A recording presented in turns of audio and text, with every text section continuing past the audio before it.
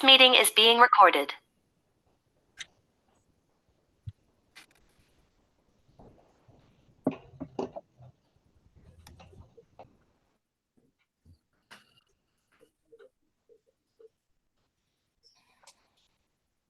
No one's laughing? Not real loudly, but I laughed. Well, Yeah. I'd like to know whether you can actually see it or not without asking. So, Oh, Yeah, it looks That's- great. so you know, I That's what wanted to, what? I was just gonna say, that's what I thought when I saw those Matisse cutouts at the DIA. I wondered how long it took him to do those. Well, you know, I want to talk about time tonight. And I came up with the idea because I felt so badly after last time we met because I realized I showed you 40 slides. That's probably why no one's coming anymore, because I'm talking so long. Definitely not that. So I cut it No, down. not at all. I cut it down to 24, one for each hour of the day. And then I found this because I thought it was funny and it relates to time, but it is studies have shown that the most common question that artists get asked is, how long did it take you to do that? So don't ask that. Okay. Okay. Now tell me that you don't like this painting. Could anyone love it. possibly? I All think right, I it's love gorgeous. All I right. like it. Yeah. It's got a clock in it, so I'm kind of using time as the theme to hold it, to just look at some good paintings. And as always, with the idea that you know that you get inspired by these. Now, it's just a teacup with a clock, but it's all in yellow. It holds together with these yellow, rich kind of golden colors. It's very freshly painted. I hate the signature, but other than that, what a nice, simple still life painting. You know, Charles, he does the same thing that Trish is doing and Joel has done in the background. He has spots that are almost the same color and then other places where a paintbrush stroke sticks out. But Yeah. I like it. Good. Do you think that you would want to try it in one of your paintings? Every time I do, it looks real fakey and yucky, and then I just get it out of there. All right, well, at least trying it's the important thing, you know. It influences you, I think. So here's another one that actually I like a lot better. This is the first one was by Brenda Boylan. You have these names in the email. This one is a better known artist, Rufino Tamayo, called Watch and Phone from 1925. And it shows the Cubist influence of the time, the development towards abstraction. And I just think it's a really intriguing, well put together painting. And although I liked the first one, the teacup, this is like about 100 times more sophisticated, let's say. This is nice, but this is serious painting and thinking about space and painting. Charles, can you elaborate what makes it more sophisticated? Well, right now I'm just look at the numbers on the clock that are only on the left side. Yeah, I saw that. And then it brought me, as soon as I saw that, it brought me into that negative space between the clock and the phone. So that space is defined by a vertical line on the left and a strongly curving line on the right. And then I start noticing that he's very aware of similar kinds of relationships of lines and curves throughout the painting. And then as I began to study those, I realized, well, it also is about talking on the phone and time. So the formal qualities are sort of reverberating with the content of the painting, what's depicted. So it's rich in a way that I don't think the previous painting has. But look at the corner of the wall. You know, it's not straight, and neither is the table straight. Right. So he's expressing himself that way too. Well, yeah, he's reflecting the influence of Cezanne, and then Cubism were the big influences at that time, 1925. But you're absolutely right. So I here's al- one.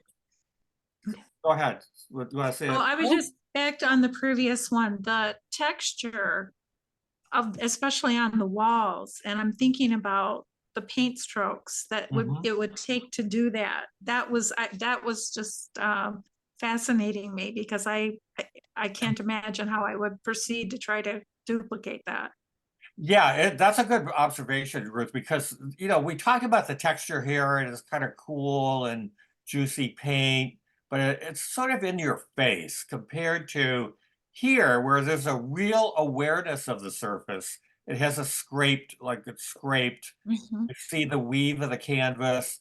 And again, it's just I don't know about we didn't like to use the word sophistication, but it is it says what I want to say. There's a refinement in thinking about shape and surface and color here. Mhm. That's really quite extraordinary. Mhm. Okay, thanks.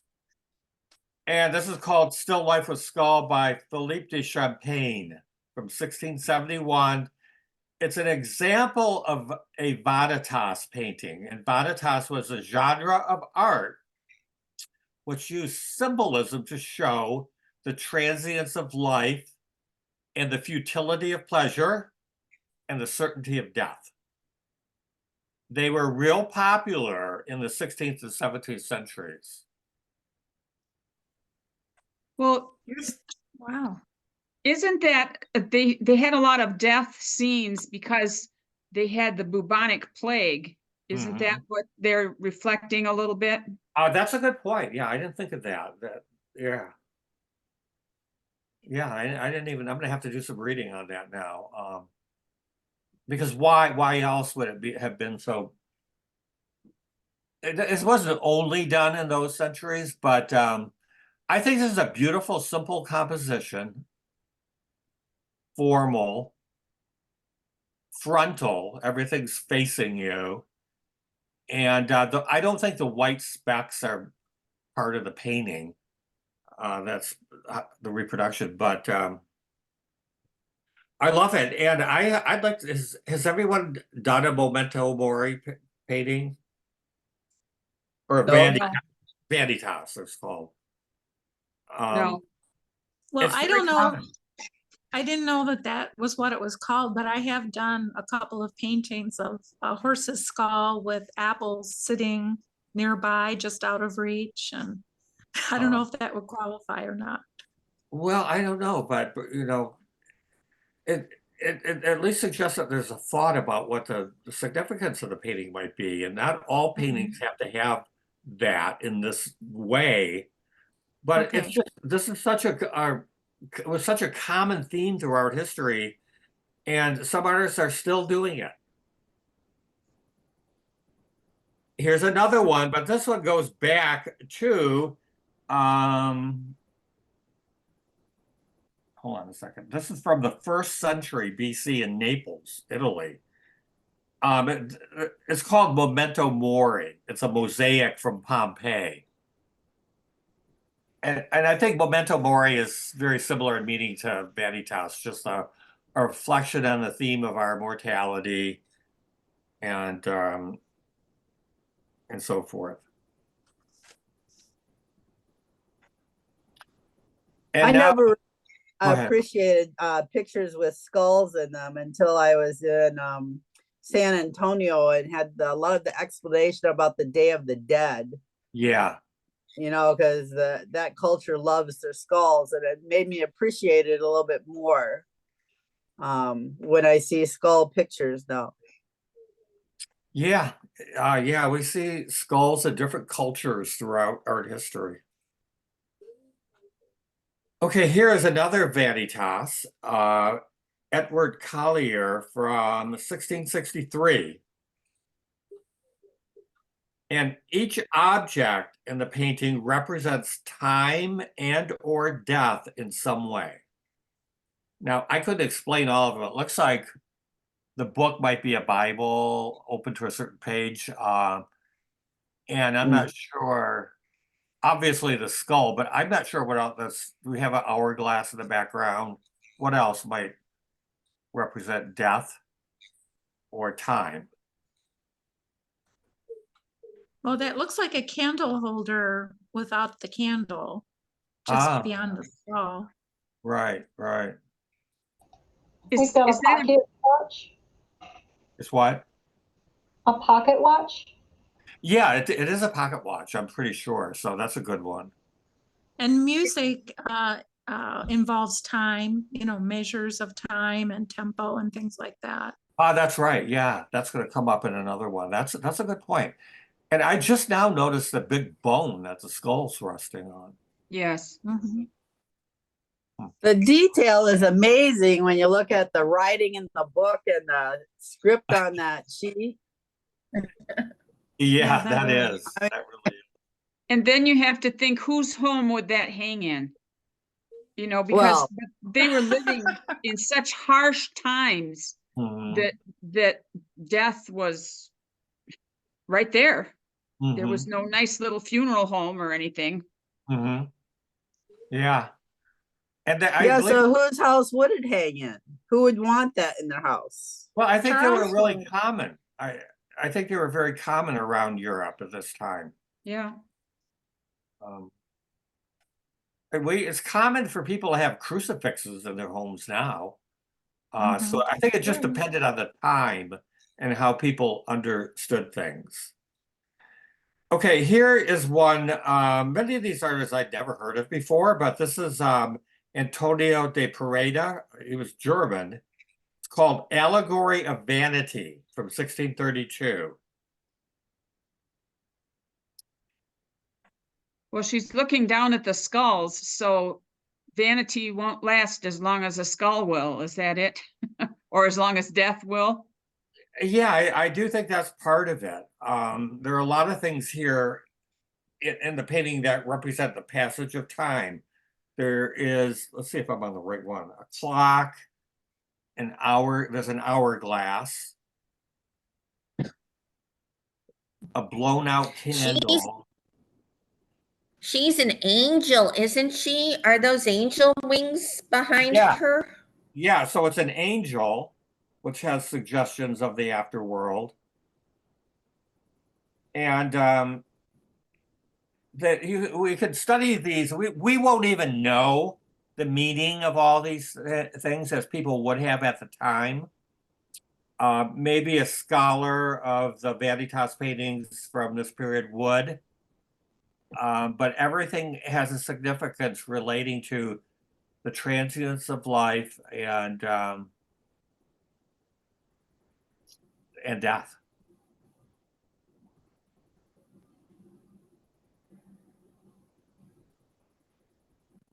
Now, this is a little more lighthearted, but not much. This is by Bronzino, a pretty important Italian Renaissance painter from 1545.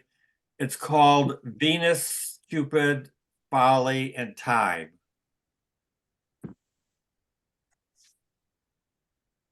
And it's time. It's like a personification of time. That's what the painting is. And Father Time is up in the right-hand corner. He's very dashing. He has a silver beard. And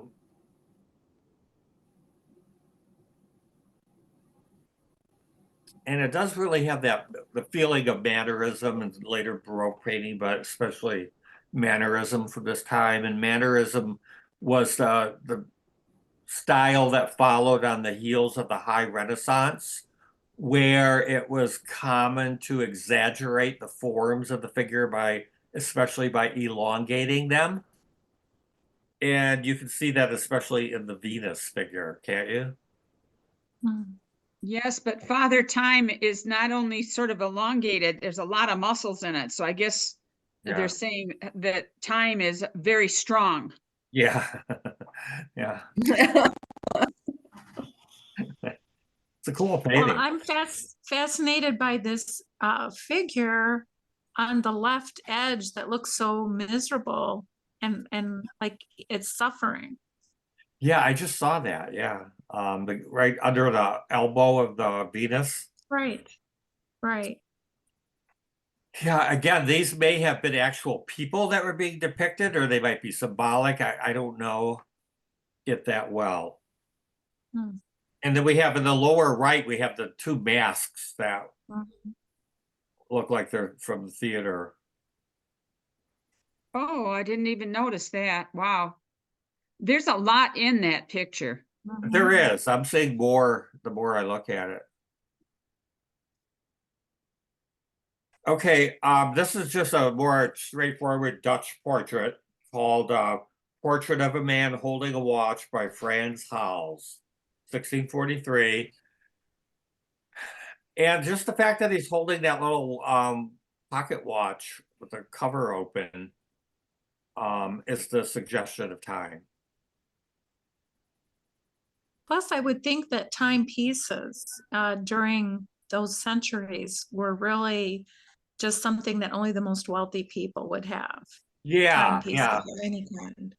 And yeah, so in a way, this is illustrating his wealth in a Yeah. subtle way, maybe. Mhm. Hmm. Yeah, that's interesting. I don't know much about how far back clocks go and of that type, but I bet you're right. You know what I think is interesting is the signature. It looks like it's in the middle of the background. Yeah, Is that normal for that time? you do see it a lot. Okay. You know, I think you all know that it's like a pet peeve of mine, but Mhm. at least it's subdued. It's not red or anything like that. Okay, this is really a fun painting called Winding the Clock by Hugo Kaufman from 1893.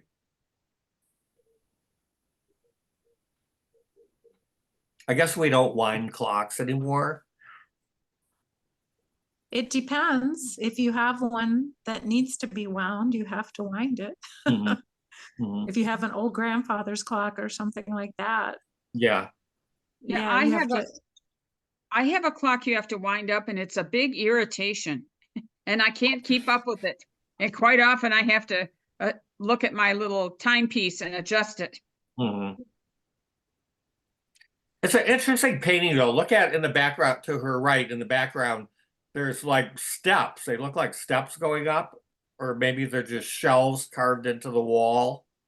And the whole thing moves us up and around the top of her head to the clock.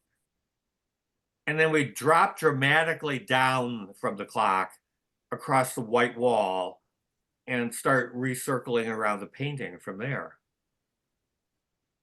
And the door helps to bring us down. Yeah, the door, he needed something there, and the door seems perfect. But notice how the door is just kind of sketched in. There's not a whole lot of detail. Yeah. It is only 9 by 6 inches. Oh my gosh. Yeah. good grief. Now we're going to move ahead dramatically ahead up to Cézanne. The black marble clock from 1869.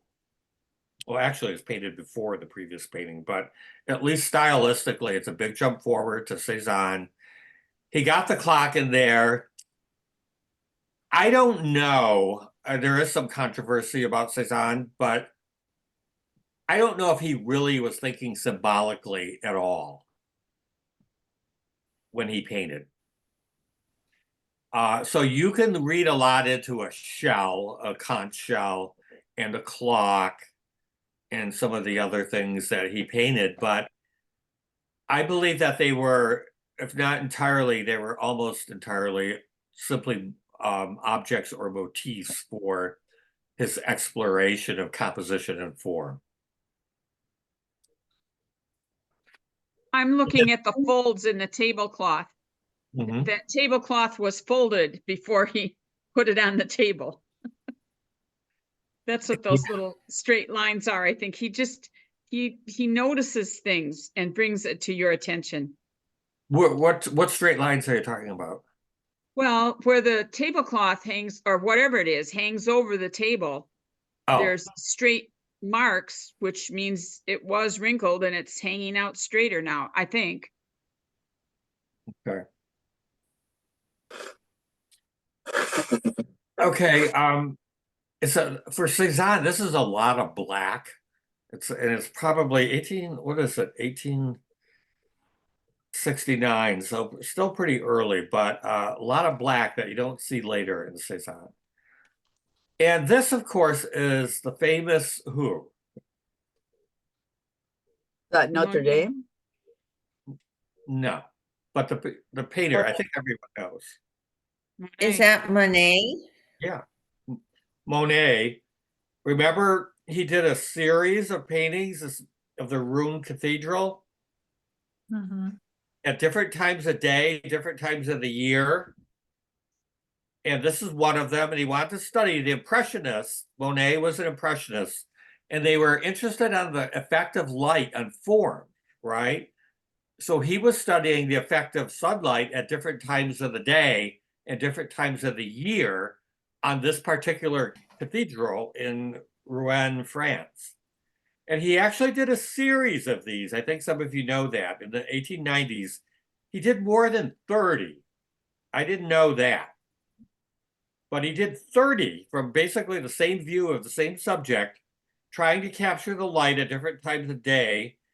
And he rented a space across the street from the cathedral for a temporary studio. And in 1895, when he finished them, he chose what he considered to be the 20 best of them to be shown at his Paris gallery. And they only sold 8 of them.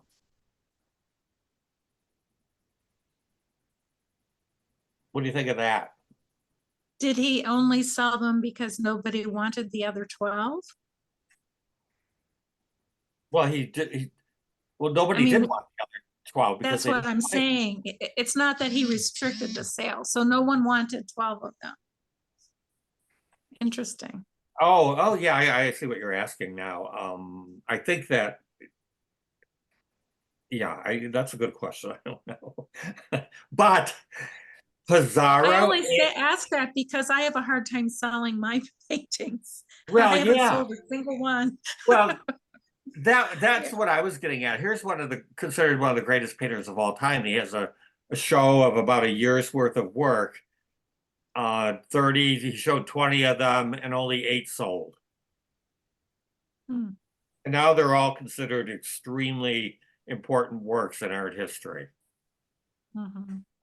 But we do know that both Pizarro and Cezanne went to see the exhibit and they liked it.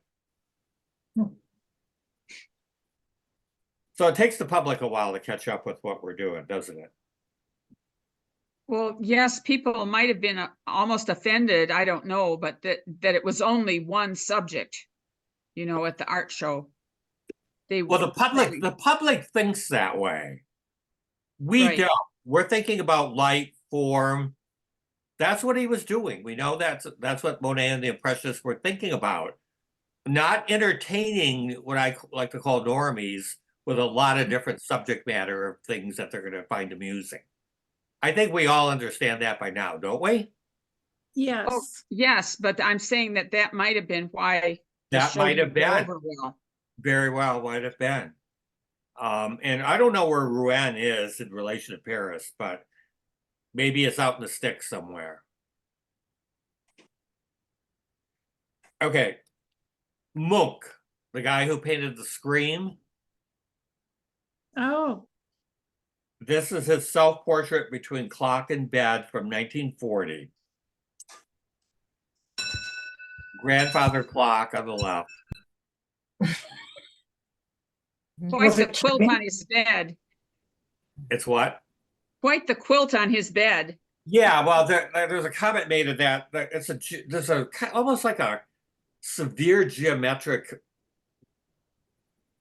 pattern on it. And then he's kind of pressed, it's almost like the bed and that pattern are pushing him into the grandfather clock. He just feels really contained, doesn't he?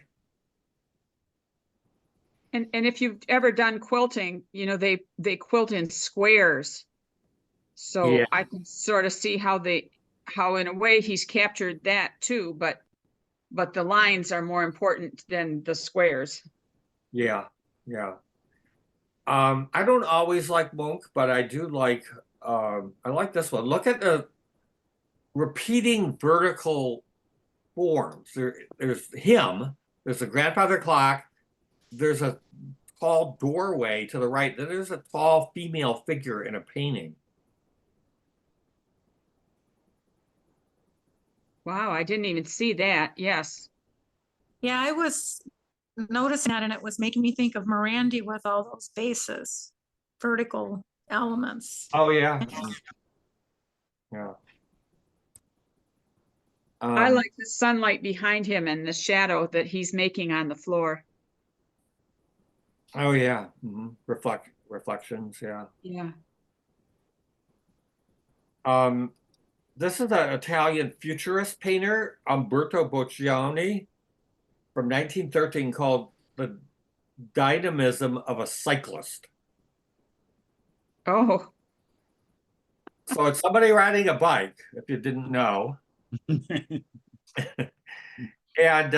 it's what the futurists were responding to the industrialization of the Western world and responding to Cubism and moving towards abstraction. But the idea here is that the passage of time is being depicted by the movement of the bicyclist, although it's frozen in a painting. That's a stretch, but I like the painting, so I put it in. Okay, Jean Arp. You may have heard of Jean Arp from 1924. It's called Horloge. Does anyone know what that means in French? I had to look it up. Clock. The term horology is used in conjunction with keeping time and timepieces. Oh, horology. Okay. Horology, right. All right. Well, it So looks they like may a have clock. this- Looks like a clock, doesn't it? Yeah, Yeah. I like it. It's a nice design. I don't think that would have kept me interested in painting my whole life if that's all it did. And that's not all Arp did, but I do like this one. And I think here it looks like a record to me, like a vinyl record it does, with the yeah. playing arms sitting on it. But it also looks like a clock. Yeah. And this is a very famous piece by a famous artist that you may not be aware of, Man Ray. It's a photographic print taken of apparently a sculpture that he built from 1923. And Man Ray, along with Duchamp, were Dadaists. They were the pioneers of conceptual art. So he didn't build much of a sculpture. He just took a metronome and paper clipped an eye to it. Yeah, right. I guess he's keeping an eye on what time it is. Yeah, there you go. That's a good one. And then some of these I think you'll enjoy more, but does anyone know, have you heard of the artist Louise Bourgeois? I think she died now, but we have a piece from 1994 called Woman and Clock. It's a print etching that she made. She's very important, very influential in modern art.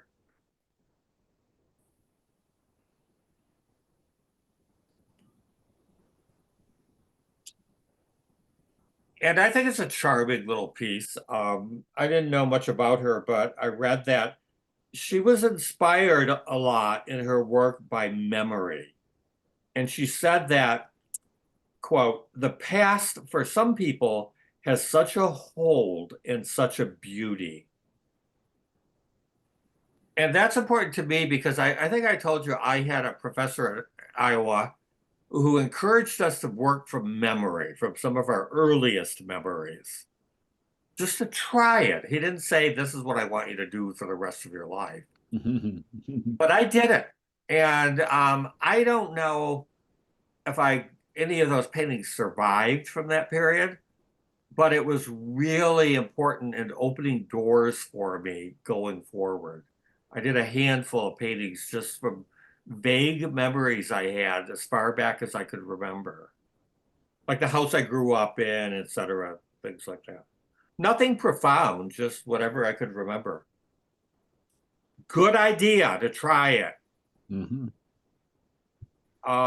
And now this is a kind of interesting pair of paintings by this painter I had not heard of, Claudia Baez. The title is You Don't Want to Remember Because You Are Afraid.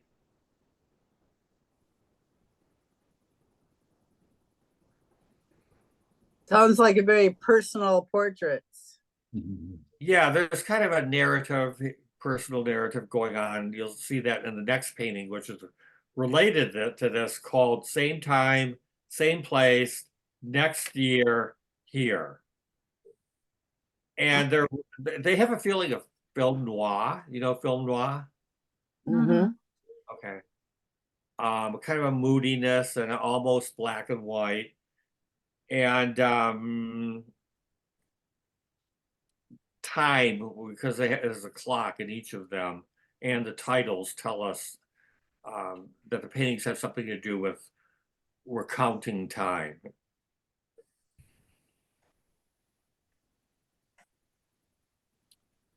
From I don't even have a date for that, but they're rather recent. And Elizabeth Murray is an artist that was really quite popular throughout the 70s and 80s. She passed away recently. I always liked her work, and this is called The Clock from 1993.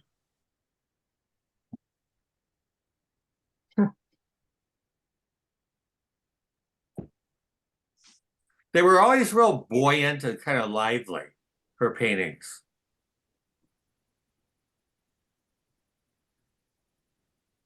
And very thoughtfully put together. Okay. This is someone I'm going to let Andrea tell you about. Well, you mentioned that you were going to do your presentation on time and clocks. Mhm. And I said, I've got a clock for you. It's a picture I took at the Musée d'Orsay in Paris a few years ago. I And didn't it's a color inverted through Photoshop. know. And it's the Oh, old clock that's on the window wall, right in the main gallery when you come in. Oh. It's So nice. it's all in gold, most of it? Yeah, yeah, Wow. it's That must be impressive. It makes a really cool photograph. Yeah. yeah, it's very ornate gold clock. Very symmetrical. There's nothing that interrupts the symmetry of the architecture, at least. A nice feeling. Okay. Anything else on this before I go through the last few? Okay. You may have seen this piece before. Obviously, conceptual art, two clocks, identical, called Perfect Lovers by Felix Gonzalez Torres from 1987. They look like school clocks. You They know, do. like a clock in a school. Yeah, exactly that kind of clock.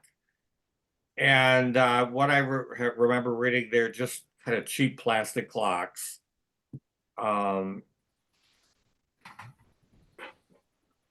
But he did, I didn't know this until I did the research the other day, but he dedicated, the piece was dedicated to his deceased partner who died of AIDS around this time.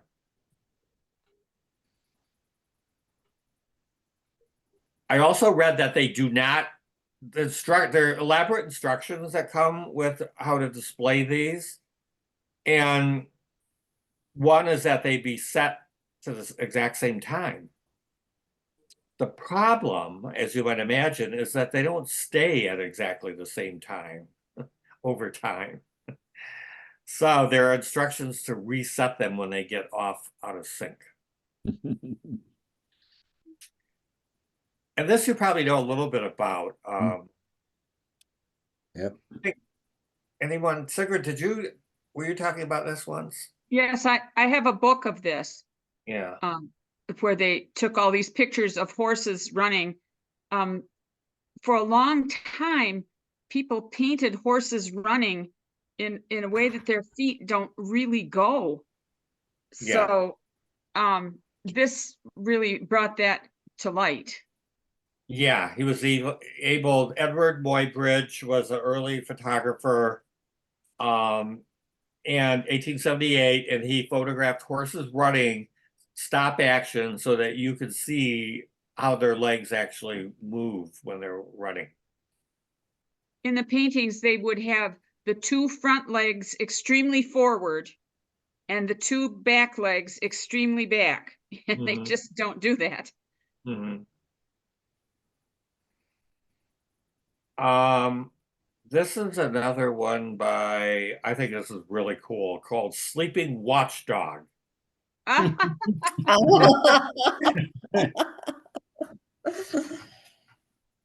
Now I 20 know what to do with my box of watches that I have. Yeah, yeah. Mary Engel from 2018, Mixed Media. I just think it's really cool.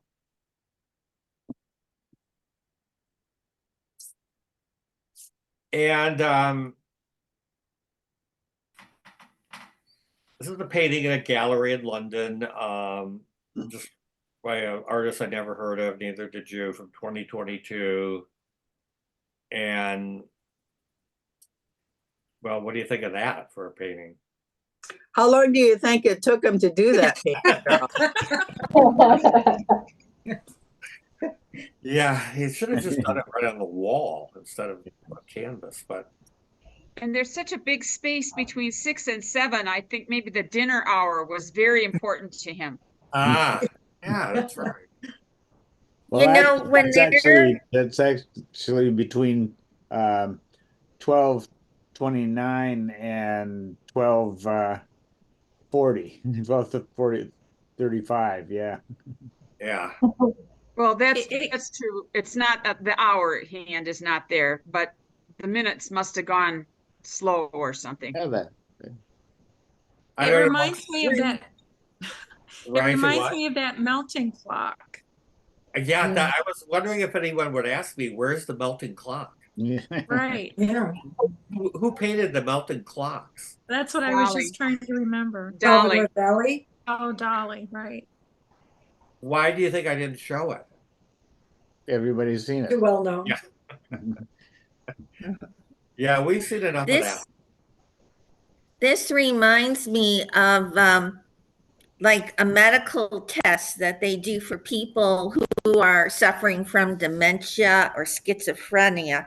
And one way they use to diagnose them is they ask them to draw a clock. And the schizophrenic who's got everything out of relation time, everything out of relation will have like maybe a round circle in the corner and then all these numbers all over the page and then the hands of the clock down here. And then somebody with dementia would just have like half a circle and then a scattering of numbers. But it looks like one of those tests that somebody took that's got Alzheimer's. Huh. That's what it looks like. You know, That's exactly I what thought it looks the same like. thing. Yeah. When you put that on the news, on the little email, Charles, I thought the same thing. That was one of those clocks. Yeah. Well, they're going to have to update those, for the next generation because some of them don't know how to read these clocks. They have Yeah, that's true. That's right. Yeah. they have different watches and clocks. Okay, my time is up. Just, could I say one thing? If you guys are ever traveling in Pennsylvania near York, which is just east of Harrisburg, Pennsylvania, the National Clock and Watch Museum is there, and it's well worth your time to stop and visit there. They give the whole history of timekeeping going back to, you know, sundials and all of that. And they've got many examples of just amazing clocks, big musical contraptions that have all sorts of moving animated things that were built, you know, hundreds of years ago. And it's just fascinating. So if you're ever in that area, try to swing through there and stop and see that. Yeah, I didn't know about that. Interesting.